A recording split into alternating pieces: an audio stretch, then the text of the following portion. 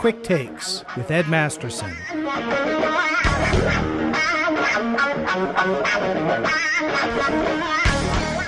If you were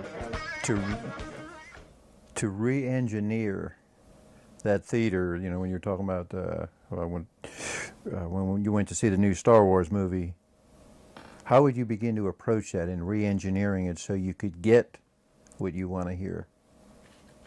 You know, if you said, you know, sky's the limit, you know, I'd actually probably make one-person theaters. Everyone has to have their own theater.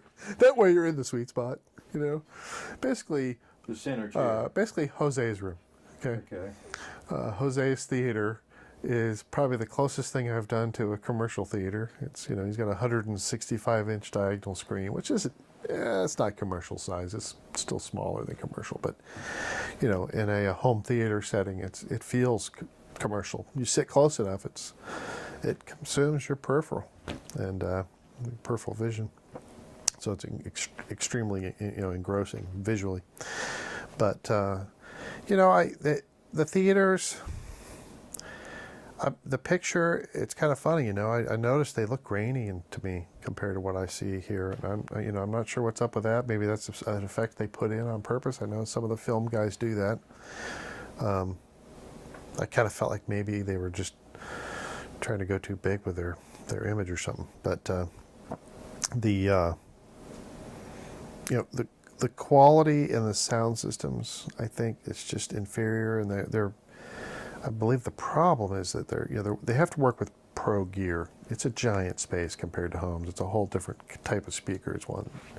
Pro gear? Yeah, I call it pro gear casually. I use my own terminology, but you know, the stuff that is about sound pressure level as opposed to fidelity.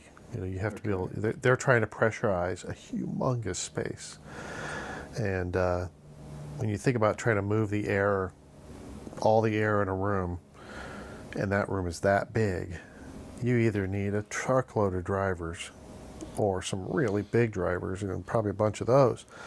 So they get into these drivers, and then they have to be able to play it at very high volumes. You know, maybe if they had more, they wouldn't. But they end up with a lot of horsepower. You know, it's kind of like, you know, the example I like to use is it's like trying to take an 18-wheeler to the Nürburgring. Okay, you know, this is the place where people take the ultimate race cars and sports cars to see what they can do. Right. You know, see what the car's capable of. Now, I'm going to take my semi-tractor trailer there. I mean, you might be able to have fun with it, but it won't be the same experience. I can assure you. They probably won't be that much fun. You know, in the end, you'd be worn out. You know, which is kind of how I feel when I'm done with the theater. It's just, you know, it's like they just can't do the fidelity, and maybe it could be done.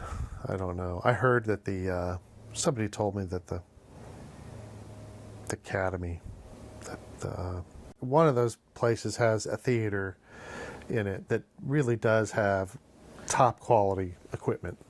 So I'd love to go experience that and see what that sounds like, you know, to see what the commercial style application, you know, done well would sound like. Please subscribe, like, and comment. Thank you for watching.